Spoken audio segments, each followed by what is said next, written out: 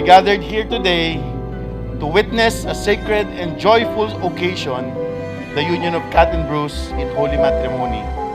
This is not just a celebration of love, but also a testimony of God's faithfulness.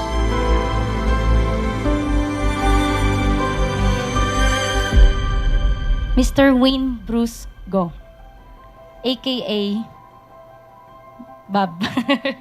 Baby, meeting you was not a fairy tale.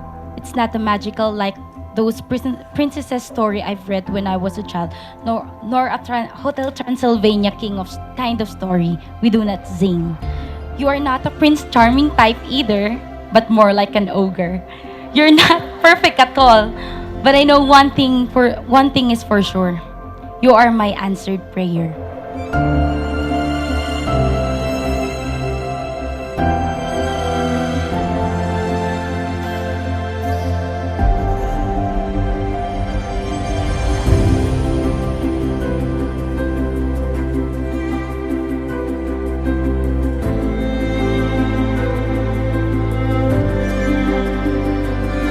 Today, standing here with you, I promise to love you with all that I am and all that I will ever be.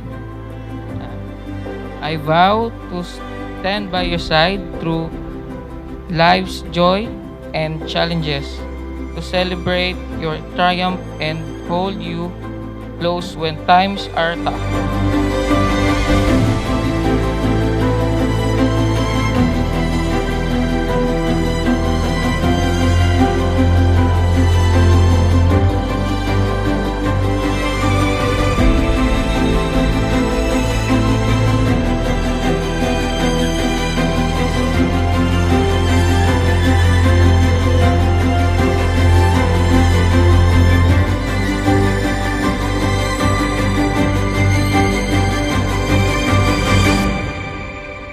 So Kat and Bruce, your marriage is a perfect reminder that a successful and God-honoring relationship needs two things: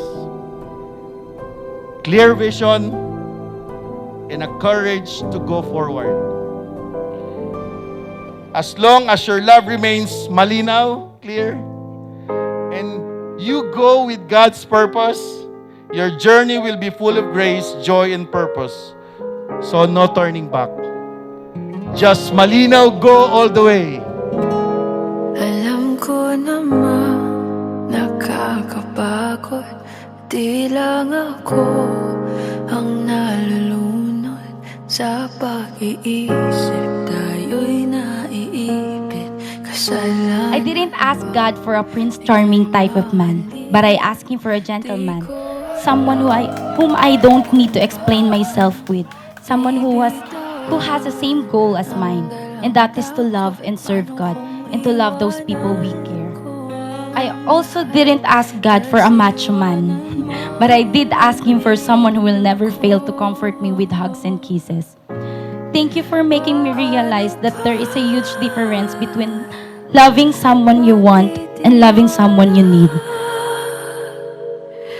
Pero nung nakita kita, nawala ang lahat ng takot sa puso ko. Naintindihan ko na ngayon kung bakit walang natagal sa kahit na sinong minahal.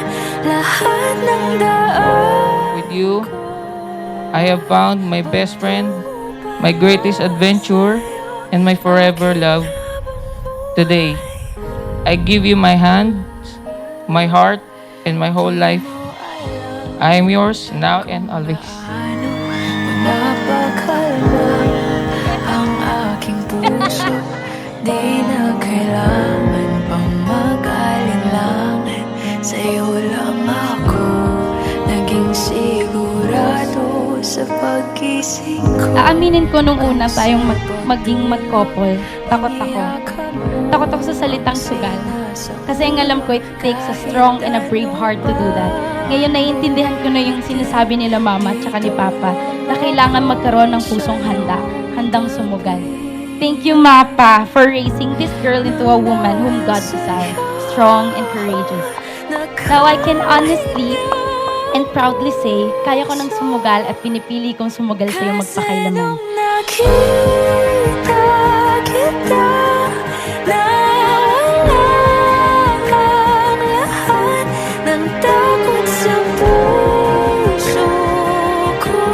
Naintindihan ko na ngayon kung bakit walang nagtagal sa kahit na sinong minahal. Lahat ng daan ko ay patungo. For how many years na sakripisyo yung dalawa ni Mama. Sobrang grateful ako doon. Parang umarap ako kasama kayo sa altar. Sobrang achievement na yun as a parents. Kasi alam kong, tama yung pagpapalaki niyo sa amin. Yun lang. So, thank you po. Nakita kita na parang lahat ng duda sa isip ko. Naintindihan ko na ngayon kung bakit walang nagtagal sa kahit na sinong sinugal.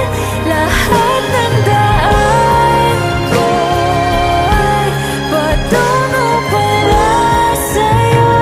Aking habang buhay. Maraming taong nagsasabi na deserve ko to. Na blessing to sa akin ni Lord at ang swerte mo daw sa akin. Pasensya na po. Pero kokorek ko lang.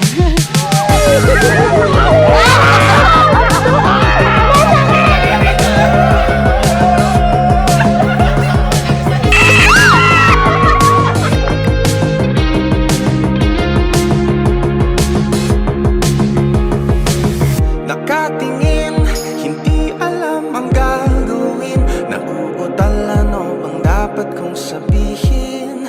Nababaliw, di mapigilan aking pagngiti pagka ika'y sumasagi sa aking isip. Pag-ibig na ba talaga itong nadarama? Kaya ka lang parang ang bilis masyado. Nangungulila na sa'yo bago pa makilala. Pag-ibig na ba talaga? Kaakit-akit na uulog sa'yo. Sa aking lalapit, tanggal ang angas ko. Ika'y ibigin, iaalay ang mundo. At sasabihin, ika'y kaakit-akit.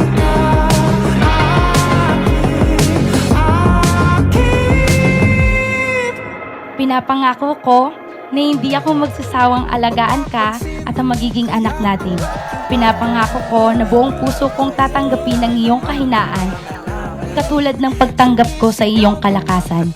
Hindi ako magsasawang suportahan ka sa mga bagay na gusto mo at gusto mo pang gawin sa kinabukasan.